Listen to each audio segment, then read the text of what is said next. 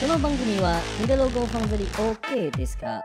山で、やめで、ウロンで、1234文化ロマンティーねです。Hello， 大家好，欢迎光临台湾吧。今天要跟大家聊聊台湾的现代化。说到台湾的现代化，很多朋友一定都能想到清朝的刘铭传，还有快乐蒋经国的10大建设啦。等一下，中间呢？我们暂停2秒，想想这个。真的按到暂停啦。为什么我们常常会忽略这段空白呢？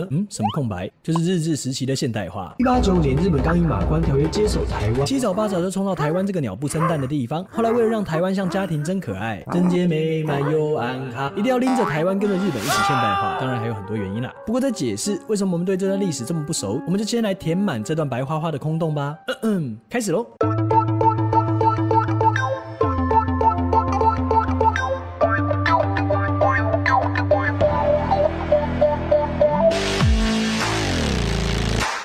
谈到日治时期在台湾的现代化，不外乎眼睛看得到的建设跟眼睛看不到的生活习惯。在建设方面，第一个就是后藤新平大力推动的都市计划。干什么？例如当时的台湾总督府，也就是我们现在的总统府。除此之外，还有靠近台大医院的台北宾馆，靠北；阴凉舒爽的林荫大道，之类的。另外，像带领台湾经济高飞的2大港口，高雄港跟基隆港，一直到现在每条大街小巷的台湾银行，以及每个人嘴里的龟山发电厂，哪有啦，都是后藤新平时代下的产物。在后藤赏的招揽下，长谷川警戒规划的纵贯铁路桥火车，早在欢乐的100年前就从基隆直达高雄啦。除了看得到的建设以外，生活方式与风俗习惯的改变，也是台湾现代化的一大重点。日本将缠足、变法跟吸食鸦片视为台湾的3大陋习。那关于吸食鸦片的部分，大家自己点进去复习一下啦。1911年满清政府垮台以后，断发的风气有如滔滔江水般席卷全台，连放逐也跟着潮到滑倒了起来。1915年，总督府趁势利用保甲制度全面启用，再一次全面推动放逐断发。这运动在警察歹灵的监督下，也就如火如荼的展开啦。后来女孩不再偏好缠足，就更能用力的工作，也有助于台湾的经济高飞。除了渐渐改善的3大陋习以外，日本也把守时、守法、守秩序一起带到台湾来。首先是守时的部分，日本带来星期制，而且规定星期日要休息。于是原本1年到头工作的死去活来的云草民们开始有了闲暇时间，就出现了放假没事要做啥，一直玩，也开始发展了一些有的没有的休闲活动，一直玩。除了星期制，日本也带来分分秒秒的时间制度。在格林威治标准时间的引进下，原本50一刻的这种时间观念，变成今天我们习惯的每个月的1号晚上8点2分的这种方式。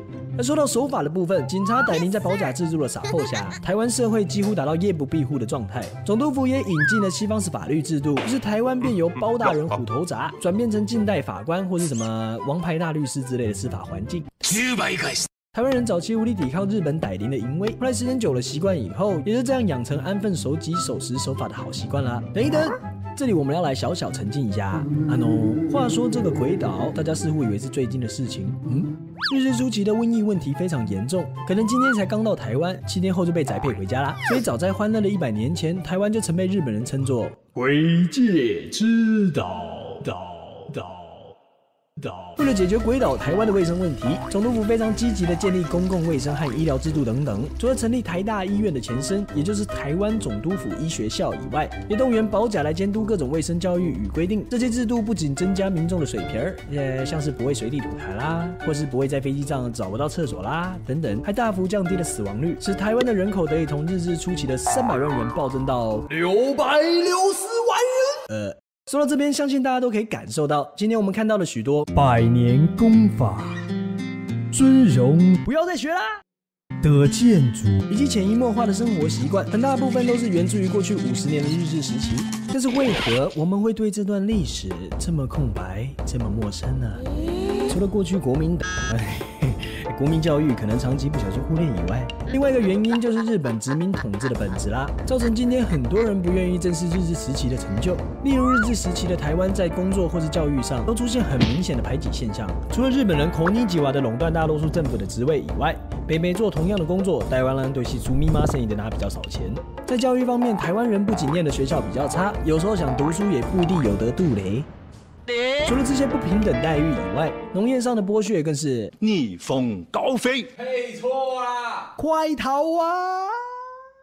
而玉后藤这对好妈鸡认为制糖可以性投资，也是发展殖民经济的基础。于是后藤找上了新都护道造先生，写了份改良糖业的糖业改良意见书，来改良糖业。隔年帝国议会立马通过了糖业奖励规则，里面规定甘蔗只能卖给指定的株式会社，就是公司的意思，价格直接受到会社控制，不管多烂的价格，蔗农也只能凄惨加落魄的吞下去啦。殖民式的鼓励措施，肥了日本资本家，苦了台湾阿土伯，各种压榨与剥削的结果，也就出现了这样的谚语。第一公种甘蔗，后会下崩。好的，叽里呱啦说了日本殖民统治的剥削，还有硬是拉着台湾一起现代化的故事，我们终于填完这近半世纪的空白啦。回到正题，当我们回过头来看看这段历史的时候，无论是过度吹捧日本的贡献，或是刻意丑化邪恶帝国的殖民统治，对于理解这块历史来说都是非常危险的。除了会对于过去的仇恨或迷恋没办法可歌可泣以外，还会让我们陷入特定的意识形态。你会看到正妹转过来才知道原来是高飞。好啦，今天的故事就说到这边，这边 Brandy 也喝得差不多啦，我们下回同一时间再见喽 ，Come by。台湾吧是由 DJ Howard 制作，我们的剧本与主持人是凌晨不解。Hello， 大家好，动画师是最近一直带便当来台湾吧吃的健康美丽佳佳小妹妹。历史本文是英文叫做汤马士，可是不想被叫做小火车的萧雨辰小火车咕咕提供。最后这个音乐则是由我们的 DJ Howard 来为各位进行一个制作的这个动作。